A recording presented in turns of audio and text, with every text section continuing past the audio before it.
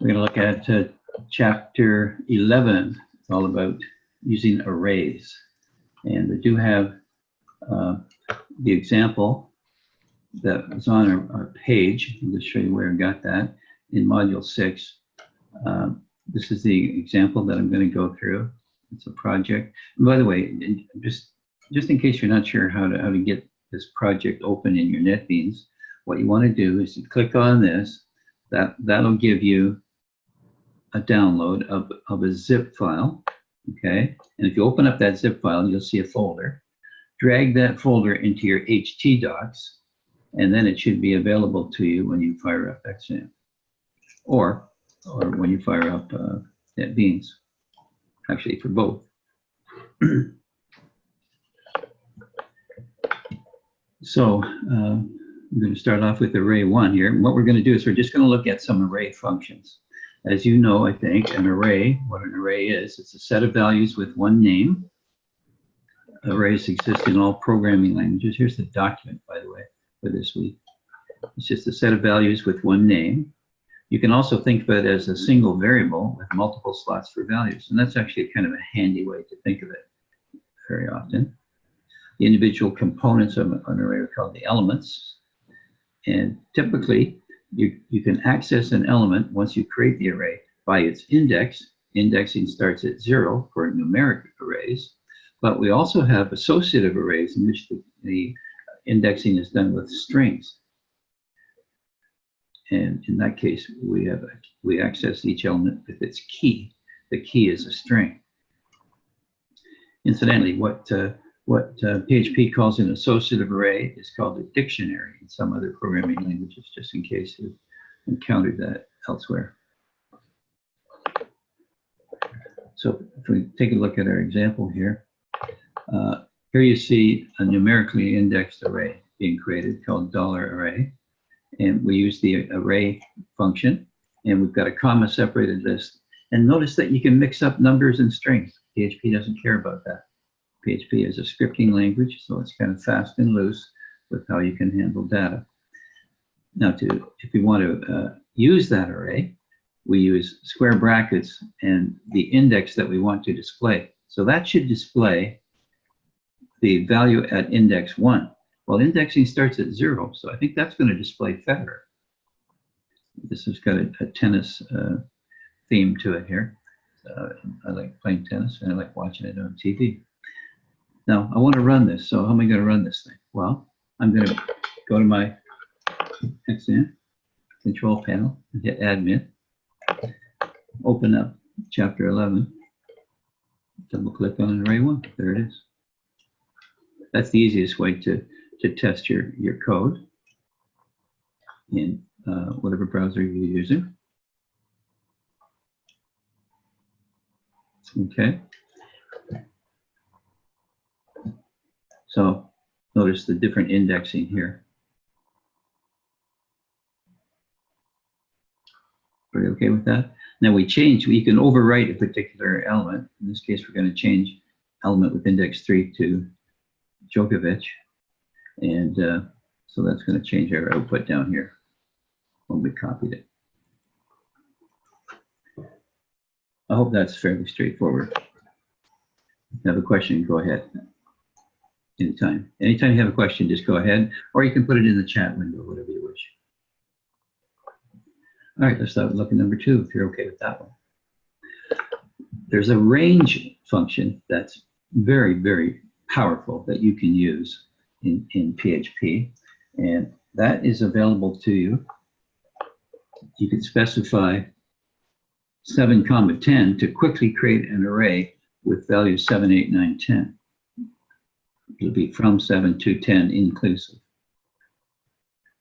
You can do this, 0 to 100 with a step of 10. So this will go from 0 to 100 by tens. You could even do it with decimal values. You don't have to use just integers with range. This will go from 0.4 up to 1.4 with a step of 0.2. Now here's a very interesting function, print_r.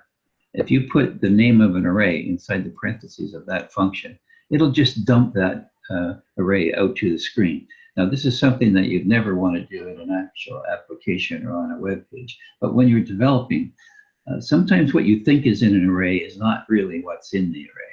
So if you dump it out with print_r, you can quickly take a look at that array and see if it's what you think it is. This range function also works with characters, which is interesting. If we put A, Z, that'll create a 26-element array with all of the uppercase characters from A to Z. First one will be array 0. That'll be the value of A, and this one 25. Remember, there's 26 numbered from or indexed from 0 to 25. So that's going to be a Z. So if we give this one a run, all I have to do to run this one is go back to my page here and change my address to _2. There's how this one runs. So there you can see we are going from 0 up to 100 by 10s. We didn't go all the way because we only asked it to print 0, 1, 2, and then number 10 here. Here's what you get with the print_r. Notice how it dumps it out, and it dumps it out in kind of a strange syntax. It shows the index, and then this strange arrow operator, which consists of an equal sign and a greater than sign. And then here's the value. Here's the index of the second one. Here's its value. Here's the index of the third one and its value, and so on. Obviously, you would never want to dump that out on, in an actual application on a web page. Your clients won't like that, I'm sure. But you notice that the A to Z did work for both lowercase and uppercase values. So you can very quickly use this range function to quickly generate an array of either characters or numbers. Any questions about that one? Okay, that's the range function. Let's have a look at number 3. You can actually just start using array syntax, and whenever you see the square brackets, that means array syntax. You can just start using array syntax, and PHP will automatically create that array for you. It'll look at that and say, oh, this person wants an array, so I'll create that array. We haven't used the array function at all. Now, how do you access the elements of an array? Absolutely, the very best way is with a loop. Loops and arrays are made for each other.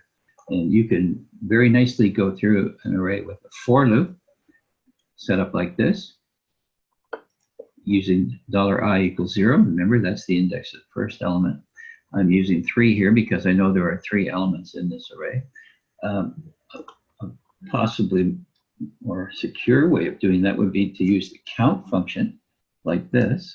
This comes up a little later in the chapter, but the count function will detect the length of the array. So that's a superior way to actually do this particular program. And then here's the key right here. If you use the loop control variable inside the square brackets, it should output the individual element's value.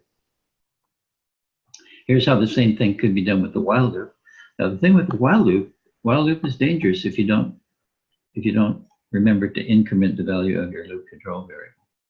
So if you leave this off or accidentally forget it, you get an endless loop. And maybe the coolest way of all to access an array with the loop is with the for each loop. Using the for each keyword, you specify the name of the array that you want to process, and then you choose a variable name. It doesn't have to be $val, it could be anything you want, but each time this loop cycles, the current array element is going to be stored in this variable here, which you can then print out. So we'll give this one a run. This is number 3. So I'll just go over here and change this to 3. There's the output of that program. Yeah, you can see we got the for loop worked okay, the while loop worked okay, and so did the for each loop work okay. $val first is 10, $val is 20, next time through the loop, $val is 30, and so on. Now, if you happen to forget this line, which is easy to do, this is the danger of while loops. If you happen to forget that, just make that change and refresh. I have an endless loop. The value stays. Value stays, and it does not change. Endless loop. So we'll fix that up.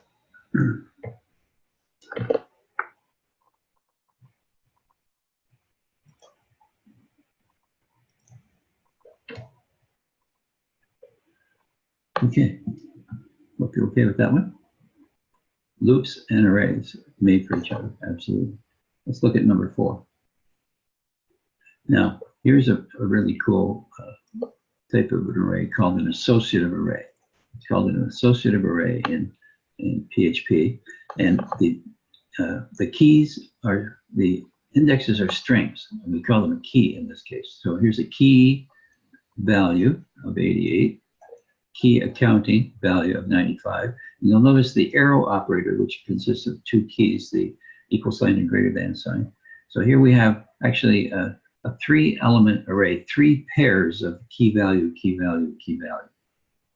Now, we want to access any particular value, we just use the key inside the square brackets as opposed to using an index number, which you would with a numeric array.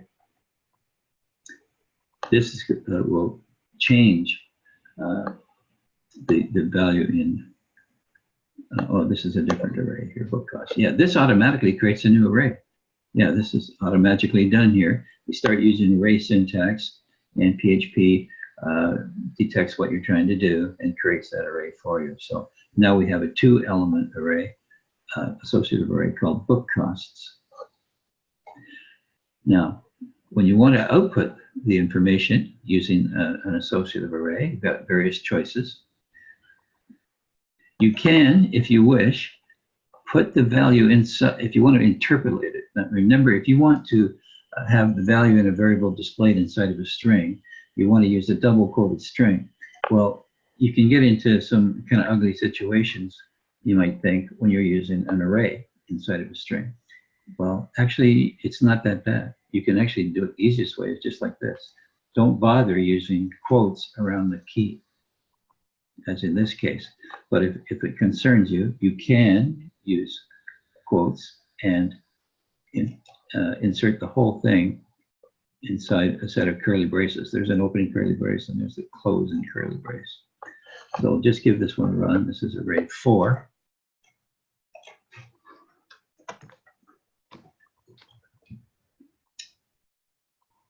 So can you see why that code generates this output? If you have a question about that, please feel free to ask.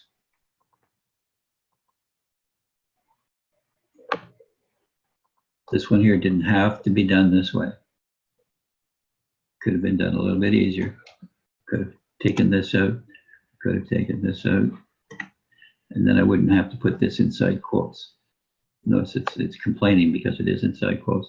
If I take this quotes away, no problem anymore. Obviously, that's the easier way to go. And remember, if you want to print a $sign inside of a string, you have to escape at \$. So that's what generates the $sign here. Otherwise, when PHP sees a $sign inside of a string, it thinks you're trying to interpolate a variable into a value. Okay with this one?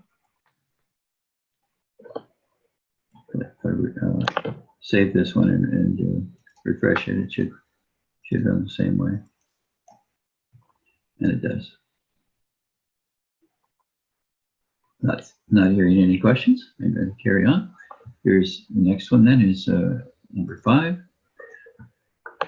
Once again, we have an associative array, key value, key value, key value. And we can access an associative array with the loop very nicely. If you want to get just the values, you can use the for each loop and go through the $grades array, that's the name of the array, and then I'm using $v as a short form for $value. So that should execute just the values. I'm going to run this one. This is number 5, so I'll just update this to a 5 here. Let's see what this one runs like. Yeah, there's just the values, only the 88, the 95, and the 85 up here. Okay, get the values. But what if you want to output both the keys and the values? Then you have to use this very special notation here. You name the array, then you use as and $K arrow operator $V. That arrow operator lets you know you're working with an associative array. And as you can see, the way that outputs is as shown here. There's the output of that loop. Reset rewinds the pointer to the start of the array. That's an interesting array function. That just moves the pointer. Whenever you're working through an array with a loop, you can think of a pointer that's moving through the loop one element at a time. Well, reset sets it to the start of the array. Now you can also use, there's a few other things you can do. I'm not going to recommend these necessarily, but you can use the each function. That works. You can also use the list function with each, like here. But I mean, it's just a little bit more complicated, really, isn't it? The output is exactly the same. You can see down below here. All of these run the same way, these last three. But certainly I would just recommend this way. It's the easiest way to go.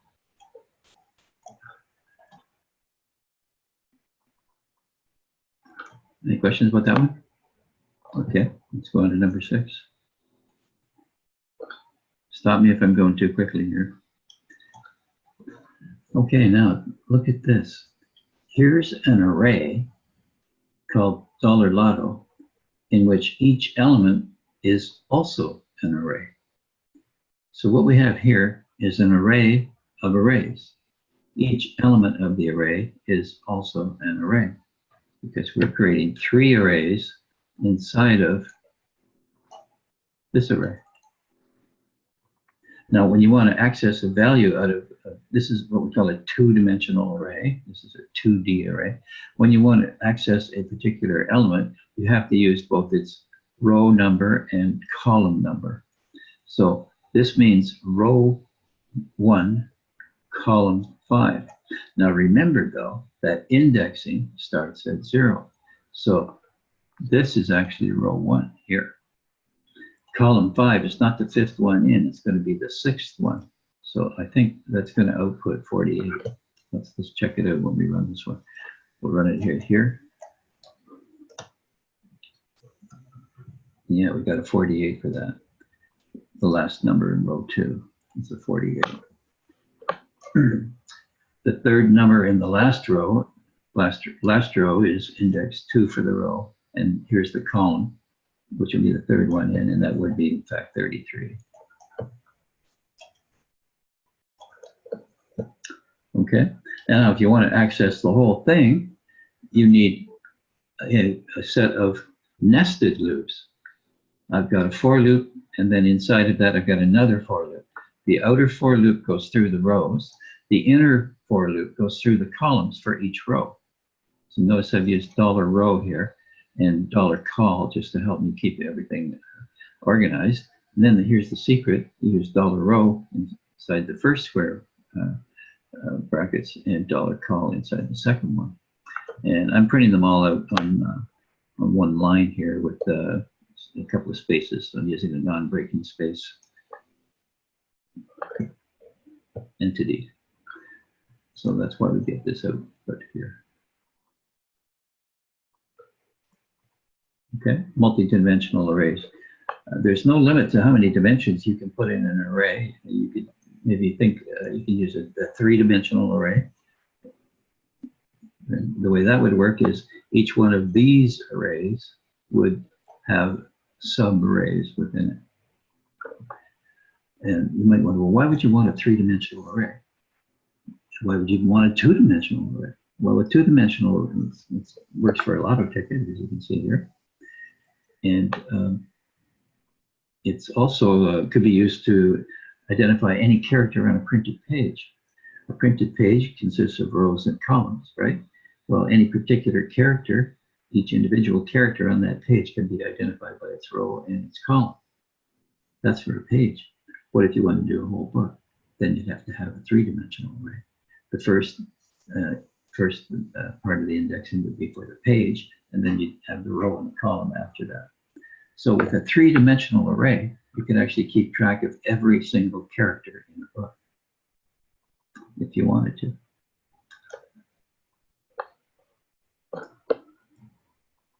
Okay, that's array 6. No questions? You guys still here? Mm-hmm. Okay, Yep. good. Okay, good. All right, let's have a look at number 7 here. Okay, here we're just creating an ordinary, this is a numeric array. Notice we're not using keys and values here. So this is just an array of names, numerically indexed. And then we have an array of addresses, also numerically indexed. And what we're going to do is here, we're going to take a look at some sorting. We can sort them in alphabetical order. We'll sort the names in alphabetical order. And then we'll use the for each loop to go through that array after sorting, so they should be organized alphabetically. We can do the same thing with the addresses.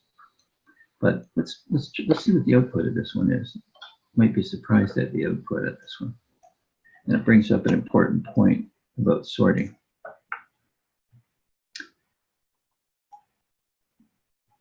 Okay, there's the names, and as you can see, they are in alphabetical order now, from Benny down to Penny. Now, here's the addresses sorted. But look, you might say, hey, they're not sorted, right? 11 Elm Street is before 3 Elm Street. That's not right. But that's the way sorting works. The reason this happens is that the 1 is before the 3. The first character of this string is before the first character of this string, so that's why it comes out first. Now, you probably wouldn't want that, though. If you wanted to sort some addresses, you would want to see them in numerical order.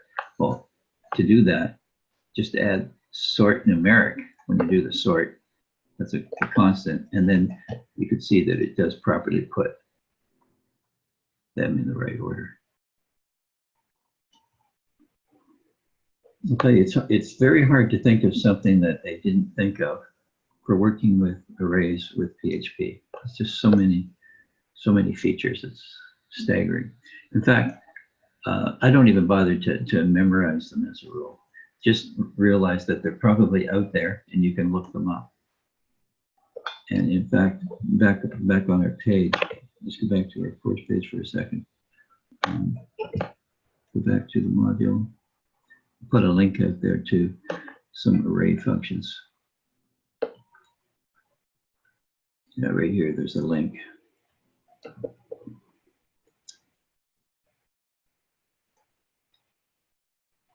And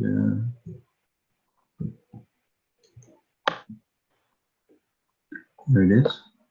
This is at php.net, which is just your primary official resource for looking up functions. And you can see there's all kinds of information here about arrays. And then look at the functions.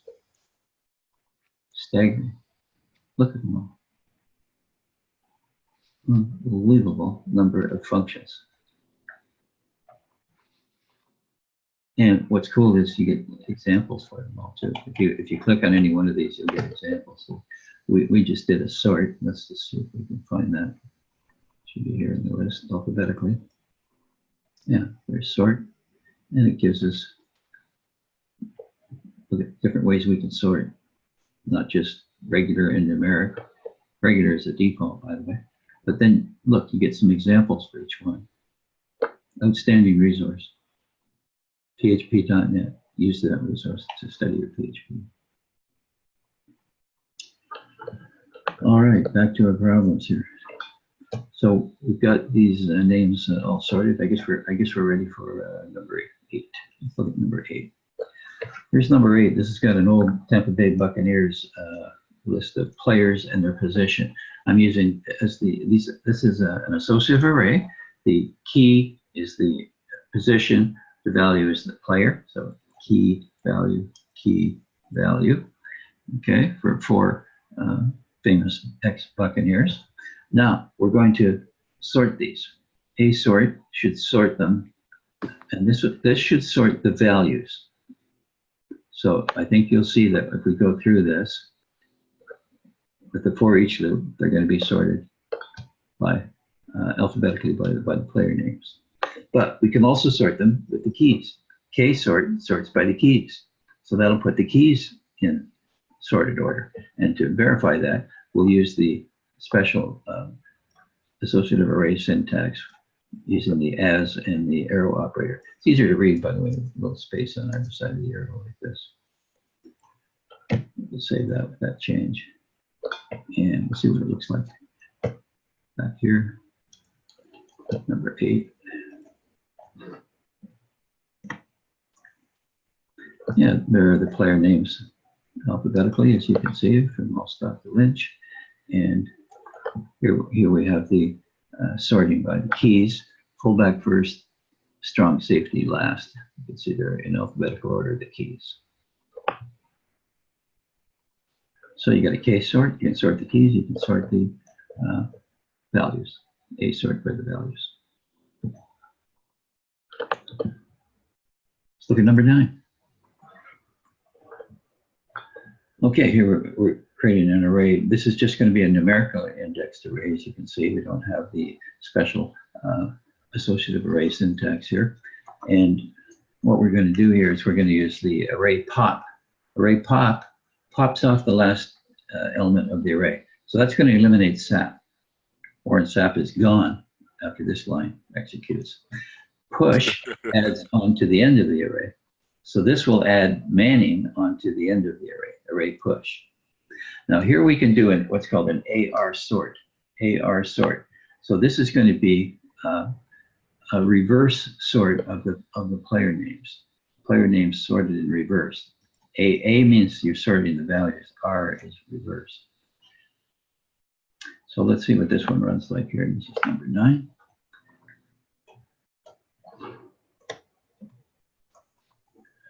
Yeah, there they are in reverse, Manning, Lynch, Johnson, and Allstock after being sorted. And now here's a shuffle. There's a shuffle function. This obviously would be great for if you had a card game. Maybe you had a poker website that you're running with PHP. Well, you could shuffle up those cards with the shuffle function. And this is just going to put them in any old order at all, which is what we get down here. If I refresh this, I think the order should change every time. Yeah, notice that bottom line changing as I refresh. Just keep shuffling them. Once again, hard to think of something that they haven't thought of as far as various functions for arrays. Let's go on to number 10. Here's number 10.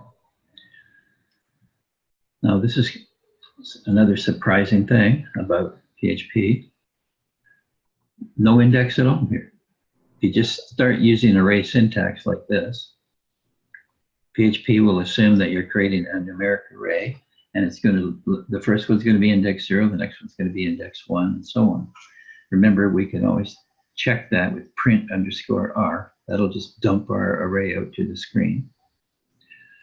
Now, array shift it's like the counterpart of pop. Array pop removes the last element. Array shift removes the first one. Array unshift allows you to add a new element to the start of the array. So we'll dump out the array after that. So we should see that 5 is at the start on this second dump here. So let's take a look at that one. That's number 10.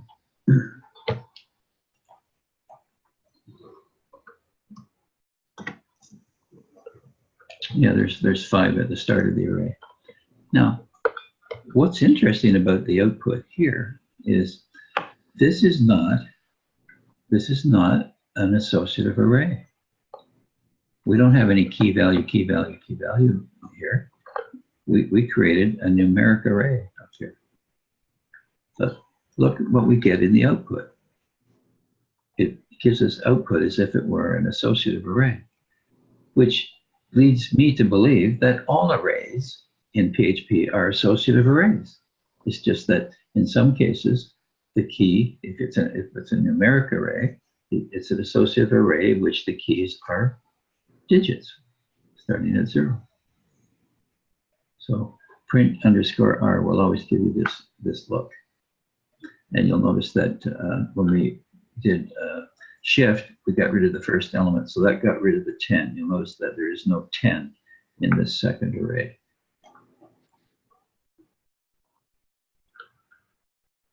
All right with that one? You're okay with that one? Let's go on to the next one. Here's number 11.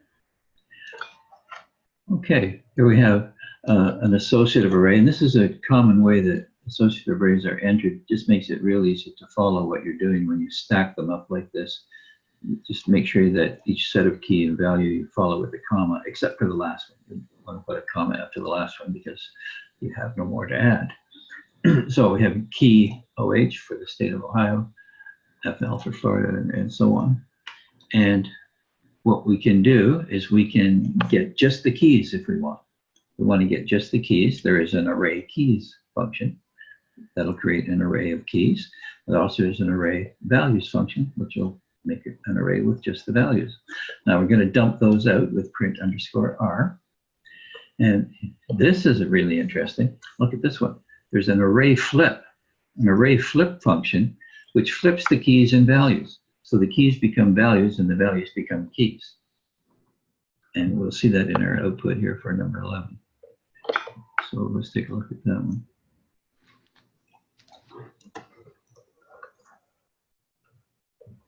Yeah. So now the key is Ohio and the value is OH. The key is Florida. The value is FL because we flipped them. This is just an ordinary numeric array consisting of the keys. This is a numeric array consisting of the values. Very powerful stuff.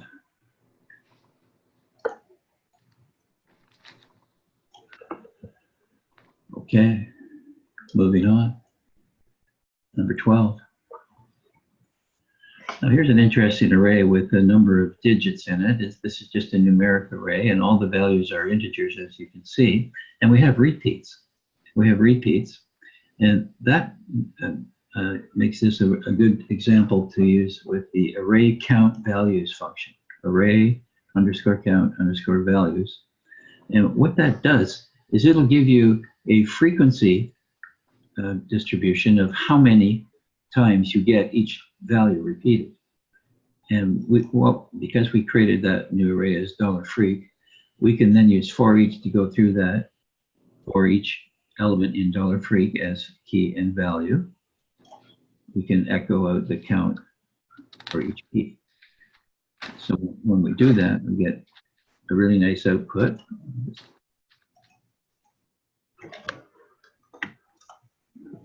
Yeah, there was only 1 0, but there were 3 1s. Yeah, that's correct. 2 2s, 4 3s up there apparently. Yep, 4 3s. Pretty nifty.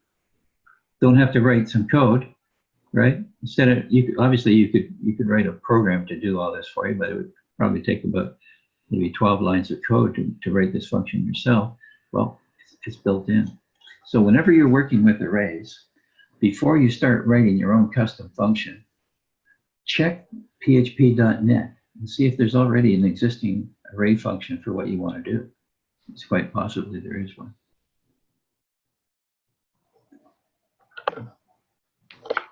Okay with that one? No questions there? Okay. Let's look at number 13. Okay, here we have once again an associative array. And here's a special function here called extract. And what this will do, this will create an array from the $grades array. This will extract them. And what it'll do is it'll just extract the values. It'll extract the values, but assign them to test1 and so on. So $test1, $test2, and so on. Notice this is test1. Well, it'll create a variable called $test1, which will hold the 88, and another variable called $test2, which will hold the 95, and so on. That's what the extract function does. So when we run this one, let's see what we get. It's number 13.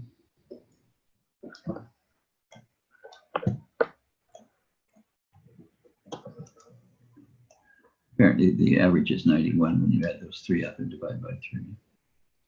Looks reasonable for those numbers. Extract. Now, in the early days of PHP programming, and I was guilty of this myself, we would sometimes use extract on $_input_post, input_get. Remember, those are the super global arrays, right? Input_post. Well, if you extract with that, that'll create an array with all the with the names equal to the name attributes of all the controls that you have in a form. So if you had a text box with the name attribute of cost, extract would create a $cost variable with that value. And that made your code quite vulnerable to a malicious hacker could try using extract, try to inject that and possibly do something malicious on your page. You would know what your variables were if you're using extract. So as a rule, you don't want to use this, okay? Not a good idea to use this one. We wanted to show it to you.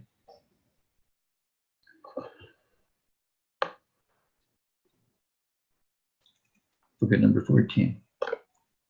Here we have a plain old numerically indexed array with some integers in it.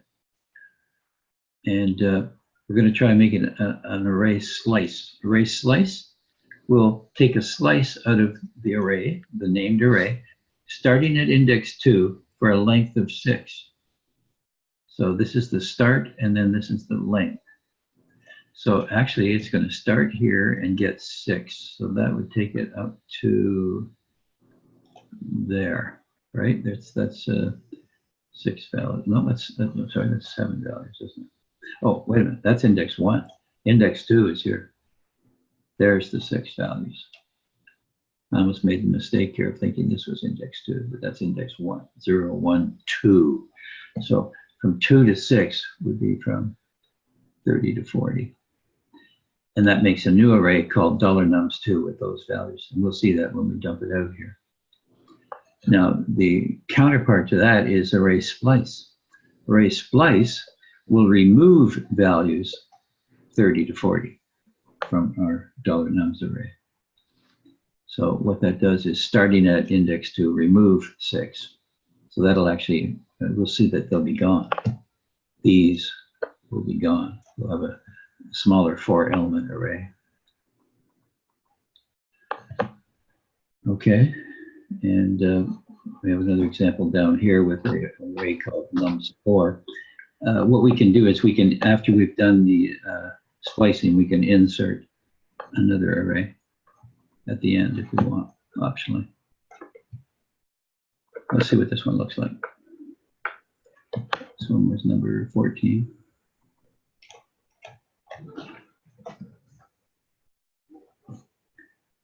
Yeah.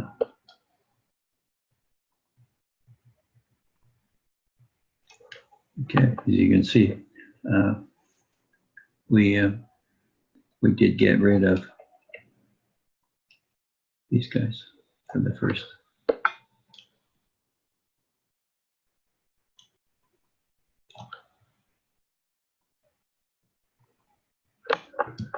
Okay. And I guess that was the last one, but I added another one just before class. So I wanted you to see how you can use these associative arrays when you're creating your pages with PHP. So I added a new one here called Redux Forms. I just want you to show you how this one works. This one's got a fair bit of code in it here, so I'm going to have to resize my window a little bit. But I started off at the top by adding a little PHP section where I created an associative array called data. And I was thinking of the pizza application that we did a while ago, a few chapters back, where you had to create a pizza form. look, I've got small $9, medium $12, and so on, and an associative array. Now the value of that is I can use that to make my radio buttons. Look what I'm doing down here inside my form. If the form is not submitted, if empty $_post size, and this is size, all my radio buttons are going to be named size. So if the size is not set, display the radio buttons. But to display the radio buttons, I'm going to use the for each loop to go through my $data array using the keys and the values. And I can let the value go in here for the value, and the key up here will show up in the output next to the radio buttons. And the value of that is down in my else block here. Once the selection has been made, once the radio button has been selected, I can grab the value that was selected and use array search. That'll give me the key for that particular value. And I could also add on the value onto my total as I'm trying to price out how much this pizza is going to cost. So let's just see what this runs like. It's called Redux Forms.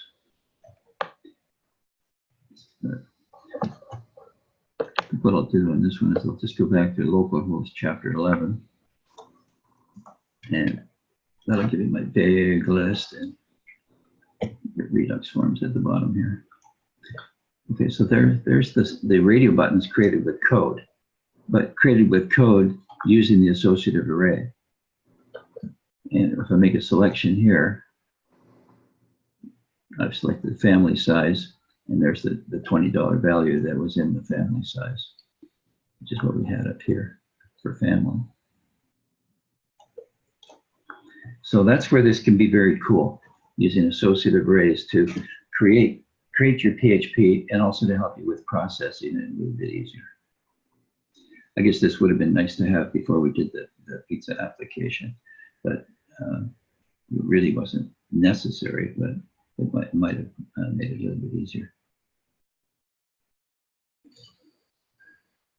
Well, that's all I have for you.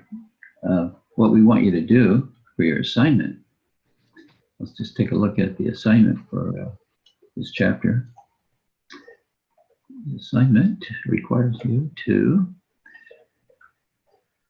blow this up a little bit.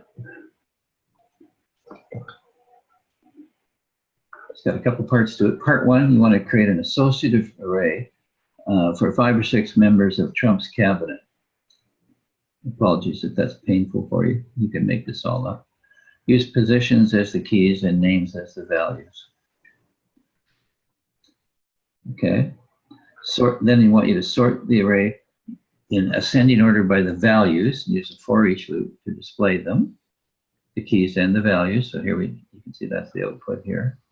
And then sort again by the keys and use another for each loop. So here I think you can see that the values are sorted.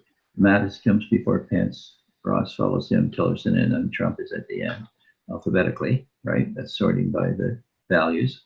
And here we are sorting by the positions. Commerce is first and vice is last when sorting by the keys. Okay, well, we covered that with one of our examples. I think should show you how to do that. Shouldn't be too bad for you. Just make sure you make that associative array. Now, obviously, Mattis is gone. Tillerson is gone. We've got new people in there already. But you can just make up the names. And you can make up the positions too. That's okay. Let's look at part 2. We want you to create an empty array. For that, all you have to do is say $myArray equals array, and then an open and close parentheses, empty parentheses. That'll be an empty array. Then you can use a for loop to add 25 random integers, all from 1 to 10, to the array. Now, you can do that. There is a function for doing that. Let's see if I can show you where that was. It was right near the front of the chapter. We're getting a random number. What the heck was that?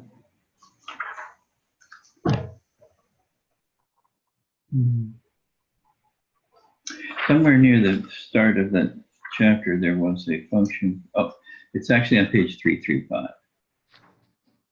Oh no, that returns a random key. So you're just supposed to make 25 random integers. How are you going to make 25 random integers? How are you going to do that? How do we create random numbers in PHP? Well, if you forget, you could look them up. You could go to the PHP manual and look up random integers.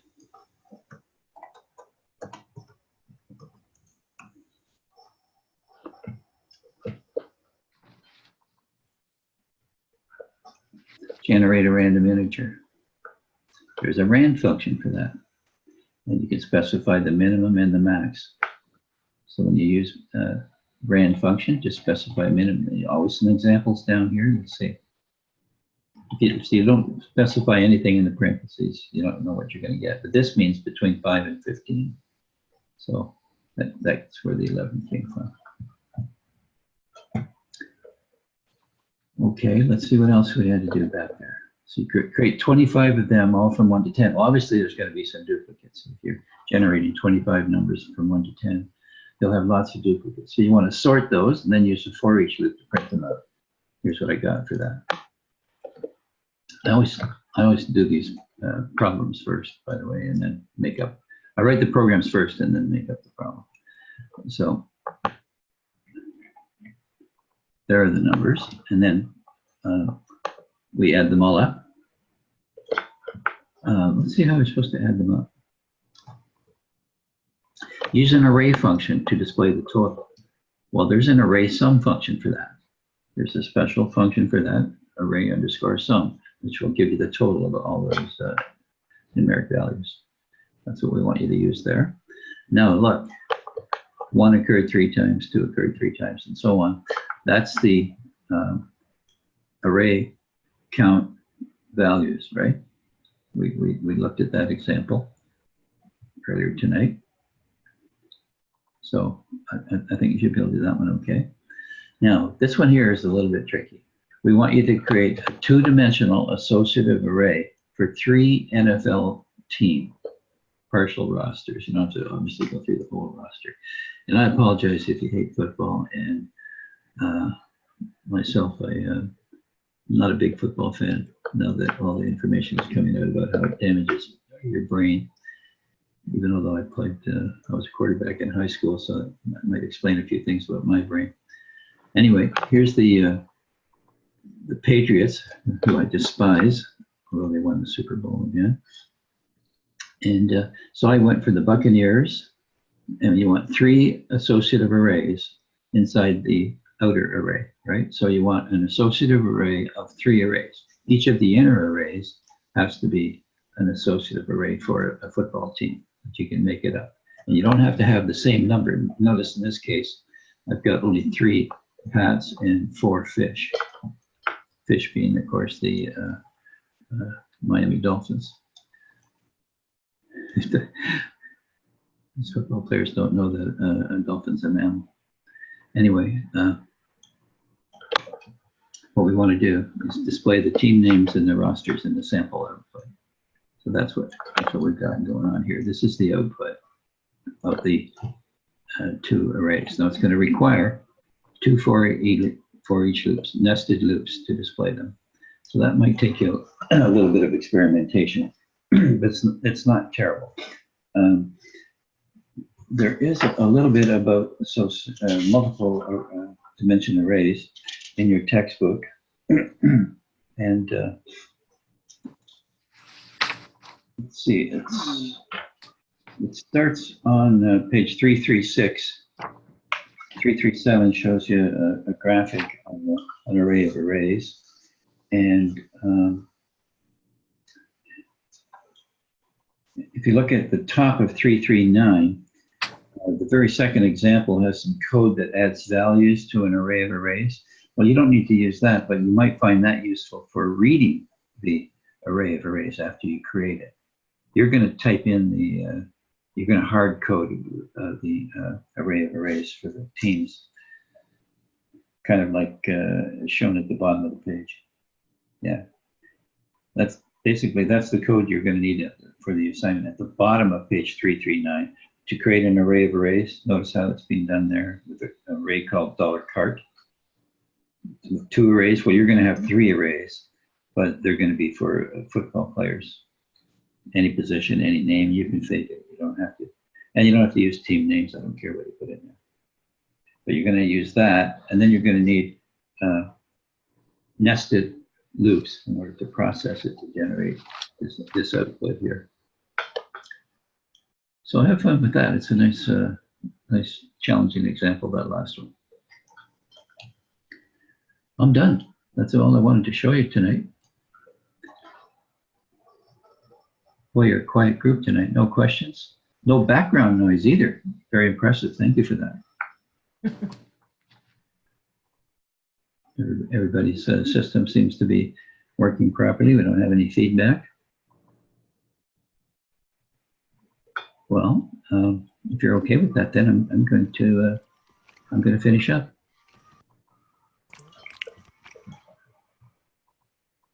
Enjoy the rest of your evening.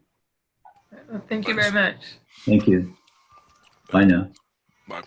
Oh, by the way, this has it's been recorded, and where I post the recordings, just want to make sure you know this. Where I put the recordings is in the table of contents at the bottom. You'll see a section called Links and Resources. As soon as my page allows me to get there. Near the bottom, you'll see Links and Resources. And each week, I'm adding them to the top of this. So like, here's last week's, here's the week before, and so on. Okay. I think that one's still down. This one's not working? No, the pizza one. Huh? I think the pizza one is not working. It says it's been taken down or something. This one From here? February 3rd. Yeah. This one? Yeah. Oh no, really? When I try to do it. Wow. Okay. Yeah. I don't know how that happened. I'll upload it again. Yeah, that's the one I was having trouble with. Okay. I'll upload that one again. I don't know what happened there.